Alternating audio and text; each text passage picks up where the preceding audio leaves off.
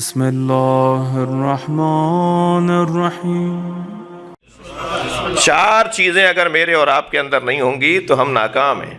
سب سے پہلی چیز توجہ چاہوں گا، سب سے پہلی چیز مجھے اپنے آپ کو تولنا ہوگا کہ میرے پاس ہر چیز کے لیے تو وقت ہے، اپنے اللہ کے لیے بھی وقت ہے یا نہیں؟ تو زیادہ تو ٹائم ہی نہیں مانگ رہا 24 گھنٹے میں، ذرا آپ 17 رکعتوں کے منٹ تو نکال لیجئے کتنے ہیں۔ بہت سارے لوگ تو اگر واجبات ہی صرف ادا کریں تو 17 رکعتوں کے 17 منٹ ہی بنتے ہیں۔ 24 گھنٹے میں اس نے ہم سے 17-20 منٹ مانگے ہیں، اور وہ بھی اگر میرے پاس نہ ہو تو میں کچھ بھی ہوں گا لیکن میں کامیاب انسان نہیں ہوں۔ جس کے پاس سب کے لیے وقت ہے مگر اپنے اللہ کے لیے وقت نہیں ہے، یہ انسان کامیاب نہیں ہے۔ اسے وقت نکالنا ہوگا 2 رکعت کا ٹائم۔ اچھا، اس کو بھی رکعتیں نہیں چاہیے، ورنہ مشکل ترین نماز فجر کی تھی، جب بستر چھڑوائی دیا تھا تو 4 رکعت پڑھوا لیتا، مگر اسے رکعتیں نہیں چاہیے، ہماری حاضریاں چاہیے۔ میں یاد بھی تھا آج تمہیں یا نہیں، اسے یہ جذبہ چاہیے ہمارا جی۔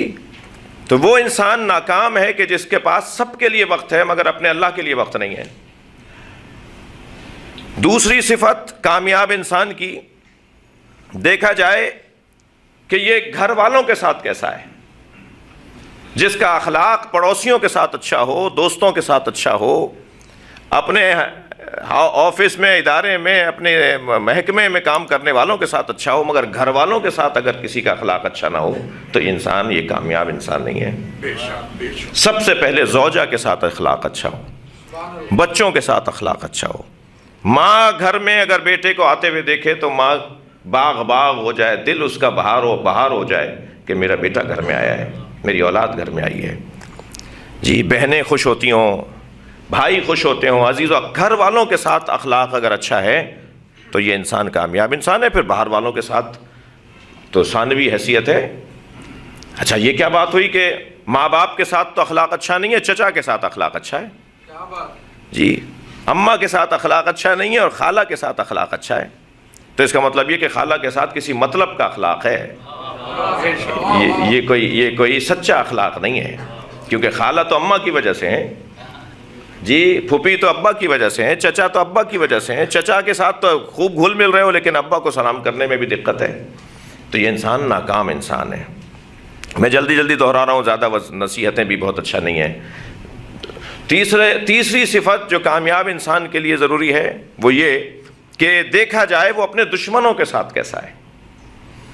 دشمنوں کے ساتھ اگر اس کا اخلاق اچھا ہے تو یہ کامیاب انسان ہے۔ دشمنوں کو انسان، یہ کوئی ہنر نہیں ہے، کوئی کارنامہ نہیں ہے کہ دشمن سے دشمنی کی جائے، ہنر یہ ہے کہ دشمن سے درگزر کیا جائے۔ اور کیا خوب کسی حکیم کا جملہ ہے کہ بہترین انتقام یہ ہے کہ انتقام نہ لیا جائے، سب سے اچھا انتقام یہ ہے کہ پھر انتقام نہ لیا جائے۔ دشمن کے ساتھ کیسا ہے، یہ ایک تیسری صفت ہے کامیاب انسان کے لیے۔ جتنا اس کے اندر وہ گڑ ڈالتا چلا جائے گا اتنا ہی وہ بڑا آدمی ہوتا چلا جائے گا۔ اور چوتھی صفت یہ ہے کہ جب وہ جا رہا ہے دنیا سے، یا اپنے جانے کے بعد کے لیے اس نے کیا سوچا ہوا ہے۔ وہ اپنے زمانے کے لیے تو خوب اچھا جیا رہا، زندہ رہا، بہت فعال اور ایکٹیو رہا، بہت مصروف رہا، بہت کچھ کیا اس نے، مگر بعد کے لیے اس نے کوئی انتظام نہیں کیا۔